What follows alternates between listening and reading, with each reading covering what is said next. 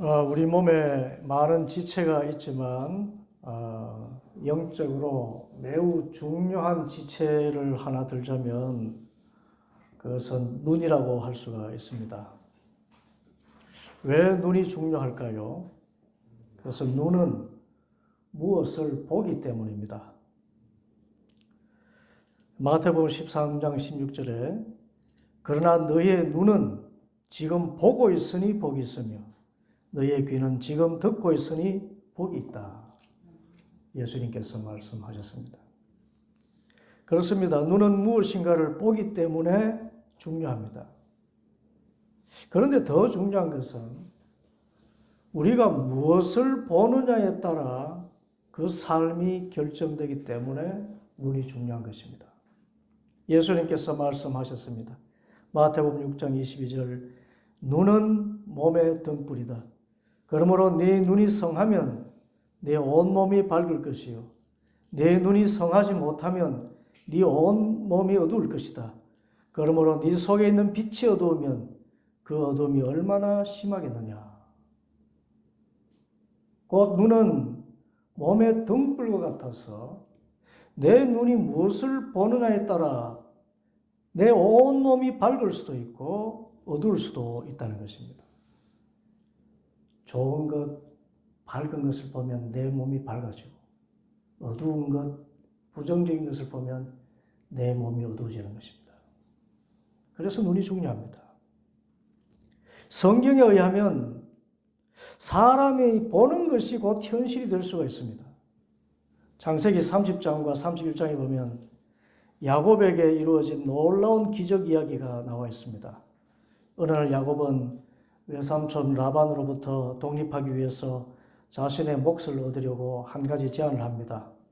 아주 기상천외한 제안이었습니다.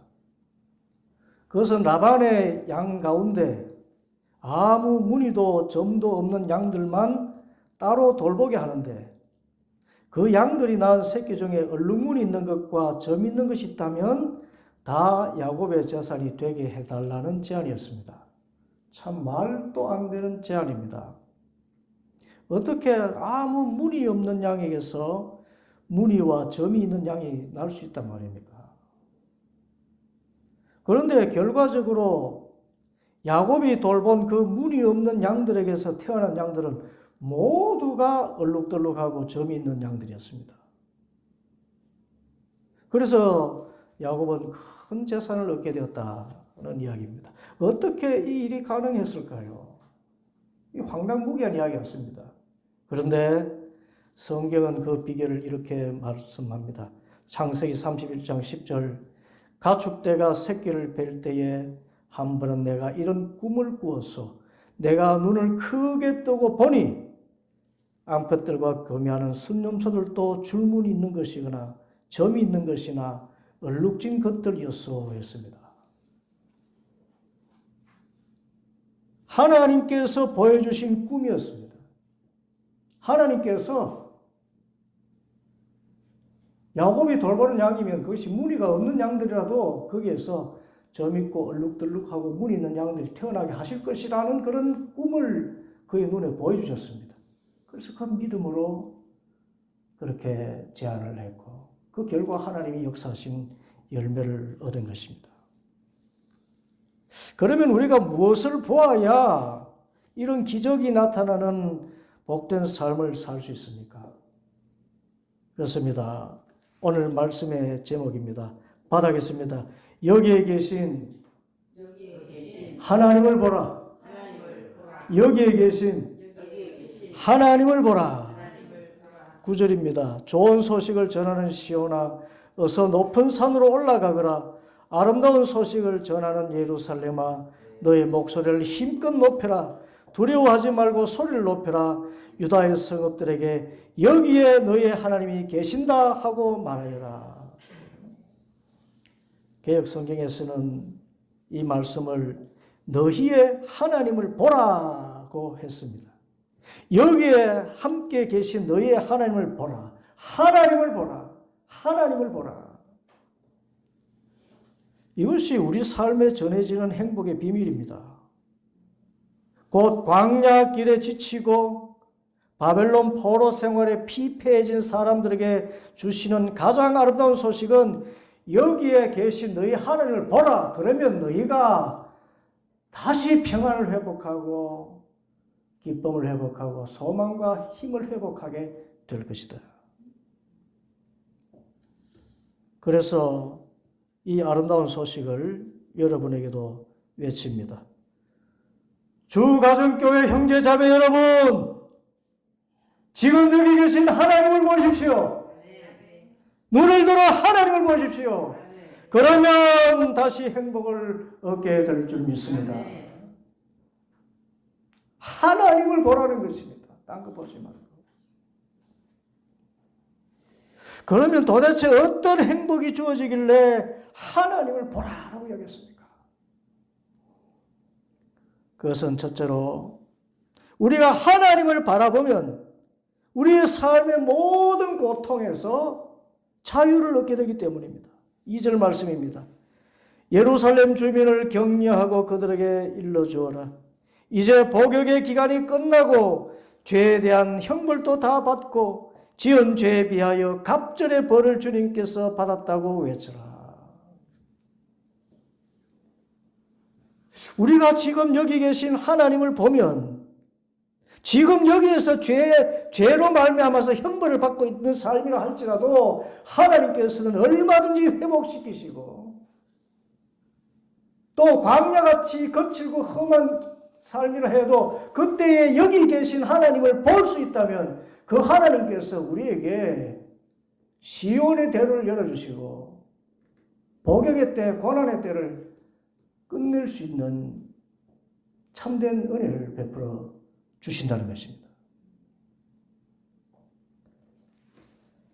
과연 유다 백성은 바벨론 강가에서 죄를 무릅쓰고 회개하여 하나님을 바라보았고 마침내 70년이 참에 기적적으로 자유와 해방을 얻게 되었습니다. 이사야가 이 말씀을 전하던 그때 이스라엘 백성들은 저 바벨론의 포로로 있었던 것입니다. 하나님을 바라보지 않고 세상의 우상을 바라봤습니다. 화려한 우상, 황금 우상을 바라보고 풍요의 우상을 바라보며 사는 결과 이방 나라의 노역자가 되고 말았습니다. 그때 이사야가 선포한 것입니다. 지금 여기 계신 너희 하나님을 보라. 너희가 죄의 형벌을 받는 이때에도 하나님은 너희를 버리지 않으시고 지금 여기서 너희와 함께 하신다. 이 사랑의 하나님을 보라. 이 하나님께로 돌아오라. 그리하면 너의 모든 죄악이 사해지고 그 형벌이 그치고 다시 행복한 삶을 살 수 있게 될 것이다. 그 말씀 그대로 이루어진 것입니다. 지금 이 나라는 성경이 예언한 말세의 고통을 다 보여주고 있습니다. 무정하고 사납고 원통함을 풀지 않고 자기가 진리지요. 돈을 사랑하고 쾌락 사랑하기를 하나님 사랑하는 것보다 더한 풍조가 뒤덮고 있습니다. 이 모든 현상의 뿌리에는 우리가 하나님을 바라보지 않고 세상의 부와 명예와 권력과 쾌락을 좇은 죄가 자리 잡고 있습니다.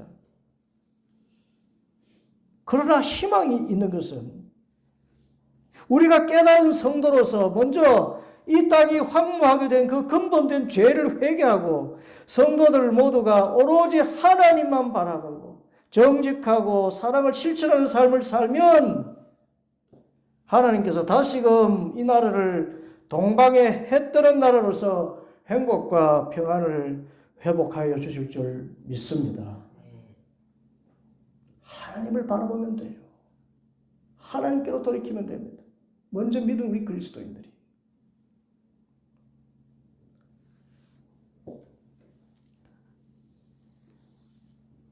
이런 기적적인 회복은 사회와 국가 이전에 우리 개인의 삶에도 주어집니다. 내 삶이 아무리 무너졌다 해도 그것이 죄 때문이든 참 연단을 목적으로 한 하나님의 섭리 가운데 있든 이유를 알지 못하는 고통이든 그때에 하나님을 바라보면 하나님께서 기적적으로 그 삶을 회복시켜 주신다는 것입니다. 그런데 문제는 갈수록 사람들이 자신의 머리를 믿지 하나님을 바라보는 것을 하찮게 여긴다는 것입니다. 하나님 바라봐서 뭐 떡이 나오나 돈이 나오나 머리로만 자꾸 살려고 그래요. 그리스도인도 그런 경우가 너무나 많습니다. 지금 그리스도인들이 기도하지 않는 이유, 기도해봐야 뭐 달라지는가? 하나님을 바라봐야 뭐 나오겠는가?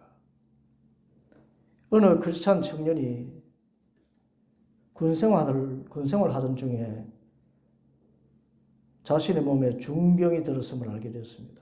코에서 심한 악취가 났어요. 그래서 검사를 받아보니 혈액암이었습니다. 암세포로 코뼈가 썩어가면서 그렇게 악취가 난 것입니다. 그때 나이가 22살 때였답니다. 얼마나 고통스러운 병인지 죽는 것이 낫겠다 싶을 정도로 통증이 심했습니다. 그 와중에 코뼈와 함께 암세포를 잘라내고 또 코를 제거했으니 또 그 일그러진 얼굴을 성형하고 항암제를 투여하기를 수십 회를 그렇게 투병 생활을 했습니다. 그렇게 해서 이제 몸이 어느 정도 회복되었지만 거리에 나갈 수가 없었습니다. 얼굴의 절반이 완전히 일그러진 모습에 사람들이 기겁을 하고 피했기 때문이었습니다. 점점 삶의 깊은 그늘에 빠져 들어갔습니다. 지인들이 찾아와서 참 신앙인이니까 그를 위로하고 기도해 주었습니다. 그렇지만 부정적인 생각에 잡힌 이 청년에게는 이분들의 위로가 오히려 걱정 없는 사람의 생색내는 행위처럼 여겨졌습니다. 그래서 이런 생각을 하게 되었다고 합니다. 사람의 위로는 결국 자기 위로다. 사람은 다른 사람을 위로할 수 없다. 다른 사람의 아픔을 이해하는 체 하지만 사실 위로하는 것은 자기 자신이다. 아픈 사람을 위로하면서 나는 저런 병에 걸리지 않아서 다행이다 라는 안도감의 표현일 뿐이다. 그들이 힘내세요 라고 하는 것은 나는 당신 때문에 힘이 납니다 라는 가식적인 표현일 뿐이다. 완전히 일그러졌죠. 고통 중에 사람의 인생이 함께 일그러질 수가 있습니다. 크리스찬에도 그렇습니다. 자연히 하나님에 대해서도 매우 부정적인 생각을 하게 되었습니다. 교회 지인인 어느 분이 투병 중인 그에게 물었습니다. 이 고통이 있지만 당신 하나님을 믿지 않습니까? 그 하나님에 대해서 어떻게 생각합니까?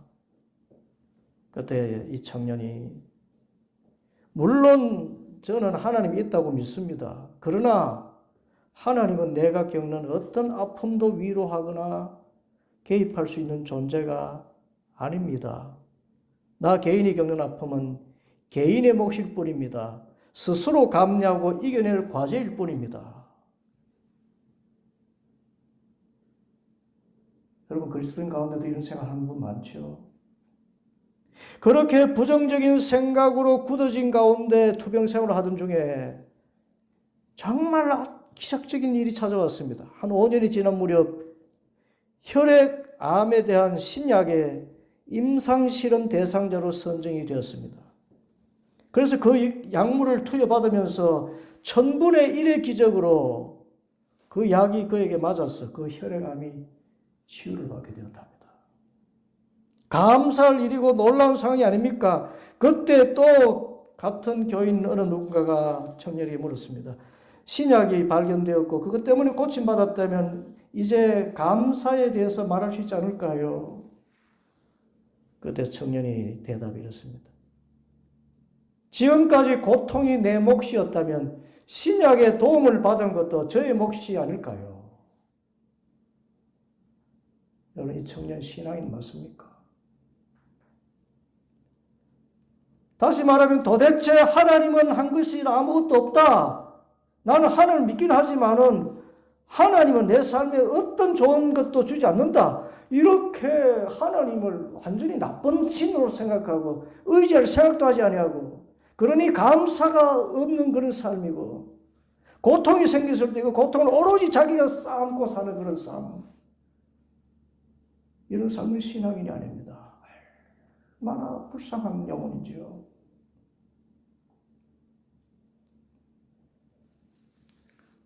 실제 우리는 다른 사람에게서 어떤 위로도 소용이 없는 그런 아픔을 겪고 있을 수 있습니다. 정말 세상에서 나 혼자만 이런 고통을 겪는가, 그런 생각을 할 수가 있습니다. 그래서 그 청년처럼 내 아픔은 내가 싸고 가야 될 운명이다 생각하고, 오히려 그것 때문에 건강한 사람을 적대시하고 세상을 부정적으로 바라보는 그런 눈에 빠질 수가 있습니다. 그런데 만일 이 청년이 그 상황에서 같은 고통을 겪더라도 그 가운데서 하나님을 바라보고 굳건한 믿음을 가졌더라면, 마지막에 신약을 처방한 결과가 모든 것이 하나님의 은혜라고 고백하게 되면서 그 마음속에 놀라운 하나님의 위로와 평강이 임하지 않았겠습니까? 그 반대로 힘겨운 상황이라고 하나님마저 바라보지 않고 스스로의 의지력에 집중하며 견디는 그만큼은 그냥 고통스러운 삶 자체이고, 결과적으로 주위에 아무도 올 사람이 없다는 그런 부정적인 생각이고, 그래서 하나님도 나를 돕지 못한다고 생각하는, 하나님을 믿는다 하면서도 현실적인 무신론자의 삶이 아닙니까? 주위 모든 사람들을 적대시하는 그런 함맺힌 사람의 모습이 되고 있지 않습니까?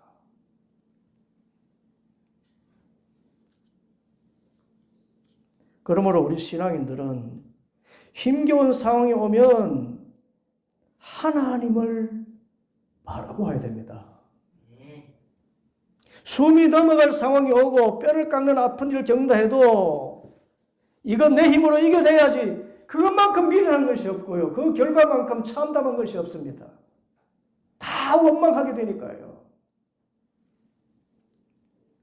근데 그때 하나님을 바라보면 하나님은 외면하지 않으시고 그 고통을 진정으로 위로하시고 그 뜻 안에서 그 고통에서 살 길을 열어주시는 사랑의 하나님이십니다. 혹 그 상황이 나아지지 않는다 하더라도 그 상황에서 하나님을 바라본다는 것은 병든 자기 육신을 쳐다보고 한탄하는 부정적이고 어두운 삶과는 차원이 다르게 믿음과 희망이라는 영적이고 고상한 가치를 붙잡는 것이기 때문에 그 삶 자체가 의미가 있는 것입니다.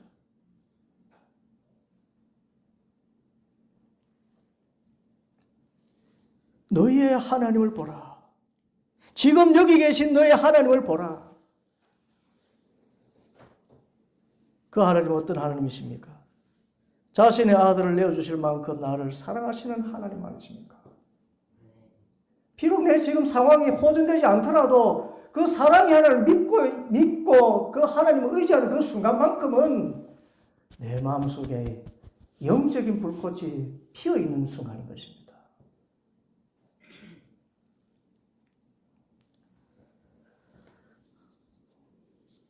그래서 고난 가운데 또는 죄의 형벌 가운데서도 하나님을 바라본다는 것은 사랑의 하나님으로부터 위로를 받고 또 진정한 치유와 회복의 은총을 누리는 길입니다. 그래서 사도 바울은 우리 성도들이 어려운 일을 겪을 때마다 이 하나님을 바라보라고 권고했습니다. 로마서 8장 35절, 누가 우리를 그리스도의 사랑에서 끊을 수 있겠습니까? 환난입니까? 곤고입니까? 박해입니까? 굶주림입니까? 헐벗음입니까? 위협입니까? 또는 칼입니까? 성경에 기록한 바 우리는 종일 주님을 위하여 죽임을 당합니다. 우리는 도살당할 양과 같이 여김을 받았습니다. 한 것과 같습니다. 그러나 우리는 이 모든 일에서 우리를 사랑하여 주신 그분을 힘입어서 이기고도 남습니다. 나는 확신합니다. 죽음도 삶도 천사들도 권세자들도 현재일도 장래일도 능력도 높음도 깊음도 그 밖에 어떤 피조물도 우리를 우리 주 예수 그리스도 안에 있는 하나님의 사랑에서 끊을 수가 없습니다. 여러분, 환난 중에 있습니까? 노역 중에 있습니까? 형벌 중에 있습니까? 어떤 상황이든지 하나님을 바라보기를 바랍니다. 그것밖에 없습니다. 자기의 의지력을 믿는 것, 그 결과는 참으로 냉정한 사람이 되고요. 세상 모든 사람들을 적대시하는 원한 맺힌 사람의 모습이 되고 맙니다. 그러나 하나님을 바라보면, 그 사랑의 하나님을 바라보면 내 병이 호전되지 않더라도 그때만큼은 주님께서 은혜로 함께 하시기 때문에 그 삶이 오히려 감사의 삶이 되고, 이로 인해서 참으로 그 질병도 치유되고 상황도 회복되는 놀라운 역사가 나타나게 되는 것입니다. 둘째로, 우리가 하나님을 보면 행복하게 되는 것은, 우리가 하나님을 바라볼 때 하나님께서 말씀을 주셔서 이 세상 모든 것을 이기게 하시기 때문입니다. 6절에서 8절입니다. 한 소리가 외친다. 너는 외쳐라. 그래서 내가 무엇이라고 외쳐야 합니까? 하고 물었다. 모든 육체는 풀이요 그의 모든 아름다움은 들의 꽃과 같을 뿐이다. 주님께서 그 위에 입김을 부시면 풀은 마르고 꽃은 시든다. 그렇다 이 백성은 풀에 지나지 않는다. 풀은 마르고 꽃은 시드나 우리 하나님 말씀은 영원히 서 있다. 그렇습니다. 괴로울 때 풀을 바라보고 꽃을 바라보며 희망의 불씨를 되살리려는 것은 참으로 어리석은 일입니다. 왜 그렇습니까? 풀은 마르는 것이고 꽃은 시들기 때문입니다. 세상의 재물과 명예, 권력 같은 것 언뜻 보기에는 풀과 같고 꽃 같습니다. 그렇지만 지금 우리가 이 나라의 위정자를 통해서만 봐도 그것은 아무것도 아니라는 것을 알게 됩니다. 그 많은 재산과 그 엄청난 권력이 무슨 소용이 있습니까? 그가 지금 행복합니까?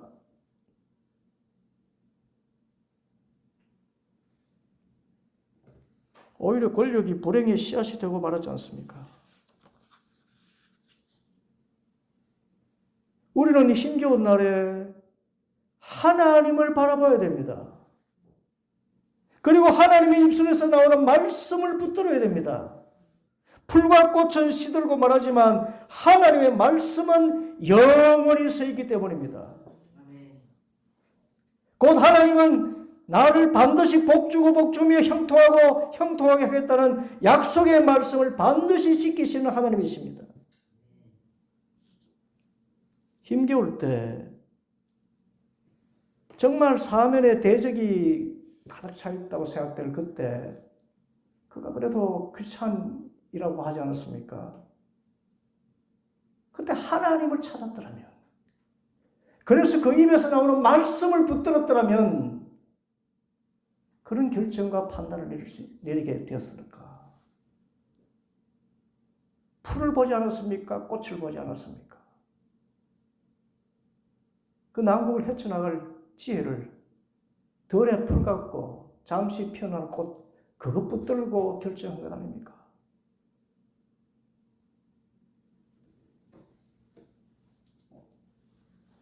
힘겨운 상황에서 하나님을 바라보면 하나님께서 그 입에서 말씀을 나에게 들려주시고 그 말씀을 붙들고 살면 우리는 반드시 승리할 줄 믿습니다.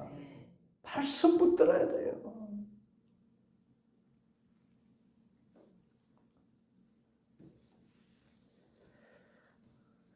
하나님을 바라본다는 것은 하나님을 바라볼 때 주시는 그 말씀을 붙든다는 것을 이야기합니다.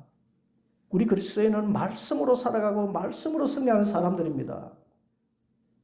모세의 후계자 여호수아가 어떻게 저 대적들이 우글우글한 가나안을 정복하고 젖과 꿀이 흐르는 그 땅에 들어갈 수가 있었습니까? 그것은 하나님의 말씀 붙들고 처음부터 끝까지 말씀대로만 살았기 때문입니다. 여호수아 1장 7절 오직 너는 크게 용기를 내어서 나의 종 모세가 너에게 지시한 모든 말씀을 다 지키고 오른쪽으로나 왼쪽으로 치우치지 않도록 해라. 그리하면 네가 어디를 가든지 성공할 것이다. 이 율법책의 말씀을 늘 읽고 밤낮으로 그것을 공부하여 이 말씀에 씌어진 대로 모든 것을 성심껏 실천하여라. 그리하면 네가 가는 길이 순조로울 것이며 네가 성공할 것이다. 내가 너에게 굳세고 용감하라고 명하지 않았느냐. 너는 두려워하거나 낙담하지 말아라. 네가 어디로 가든지 너의 주 나 하나님이 너와 함께 있을 것이다.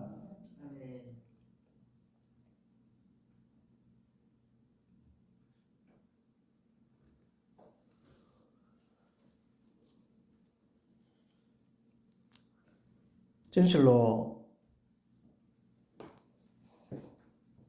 하나님을 바라보고 그 말씀을 의지하는 사람은 그 말씀 중심으로 모든 참과 거짓을 분별하잖아요.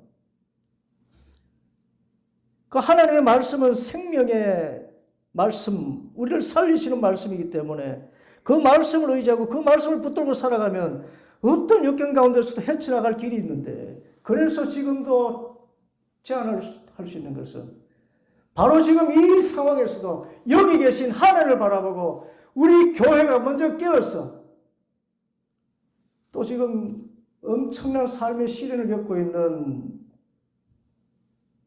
그로서도 그가 어릴 적 들었던 하나님 말씀, 그 말씀을 붙들고 나가기만 한다면 얼마든지 하나님께서 회복시키는 은혜가 임할 줄 믿습니다. 말씀 붙들면 돼요.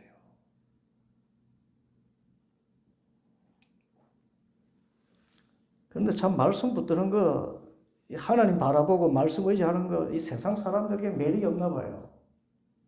그러니까 풀을 붙들고 들에 꽃을 붙들지요. 언젠가 이북 출신의 어느 권사님이 이런 간증을 했습니다. 자신의 부모님은 고향 이북에서 유지셨고 참 의인이라 할 만큼 인덕 있는 분이셨다 합니다. 그리고 자수성가한 그런 입지전적인 분이기도 했습니다. 그런데 이 부모님이, 그 권사님이 어릴 때 교회에 나가지 못하게 했다 합니다. 그런데 그 이유가 이랬어요. 교우 믿으면 사람이 너무 약해. 좀 사람이 경쟁적인 데가 있어야 성공하지. 다시 말해서 예수님 믿는 사람들은 착해 빠져서 어디 가서도 손해만 보고 경쟁사회에서 살아남을 수 없는 연약한 사람이라는 뜻이었습니다. 이런 생각들 많이 하고 있지 않습니까? 이 경쟁사회에서 살아남으려면 사람 강해야지. 괜히 손해보고 나는 바보로서이다, 내 탓으로서이다, 이렇게 살아가지고 그 사람은 어떻게 살아남겠어? 이 세상 사람들의 논리 아닙니까? 싱싱하게 자라나가는 거 풀뿌리라도 붙잡고 화려하게 피는 꽃을 들고 이렇게 해야 뭔가 이렇게 살아갈 것 같은.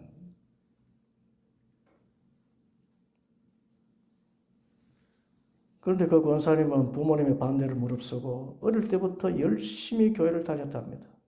그리고 6.25 전쟁 후에 월남에서 그 잿더미에서 아무것도 없는 그곳에서 빈손으로 시작해서 마침내 큰 사업을 이루어내었습니다.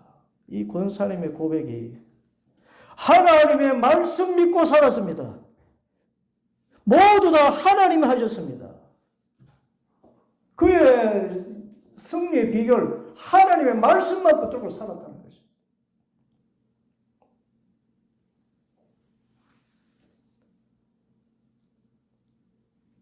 제가 본 사람 중에 가장 강한 사람이었고 그만큼 베풀고 나누기에 힘쓰는 선한 영향력을 가진 분이었습니다. 하나님을 바라보는 사람은 약하지 않습니다. 정반대로 그렇게 강할 수가 없습니다. 광야 같은 인생을 정말 잡초처럼 굳건히 헤쳐나가는 사람들입니다. 왜 그럴까요? 말씀을 붙들기 때문입니다. 여러분, 성경적으로 광야의 삶의 원리는 말씀의 원리입니다. 이 광야 같은 세상을 어떻게 살아갈까? 그것은 말씀으로 살아가야 됩니다. 왜 그럴까요? 이 광야는 히브리어로 미드바르라고 하는데, 이것은 말씀을 뜻하는 다바르와 지성소를 뜻하는 디바르와의 의원이 같습니다. 그 미드바르라는 광야가 말씀이라는 다바르, 지성소라는 디바르와 의원이 같다는 거예요. 곧 광야의 삶을 성공적으로 이루는 그 방법은 말씀에 순종하도록 훈련받아서 그 광야에서도 하나님을 바라보고 하나님을 마주하는 지성소적인 삶을 사는 것이 있다는 것입니다.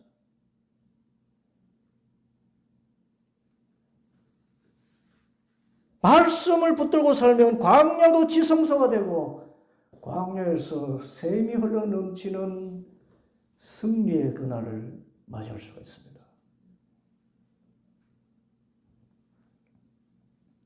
대림절 셋째 주일을 맞으면서 참 사나운 짐승이 날뛰는 그런 황무지 같은 현실을 마주합니다. 참 사나워요. 사나워.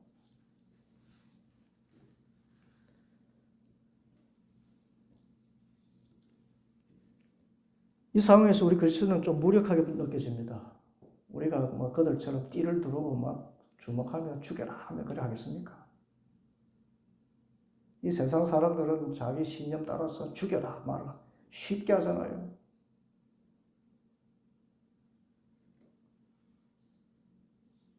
우리가 어떻게 세상의 빛과 소금이 되어서 이 세상을 밝게 할까?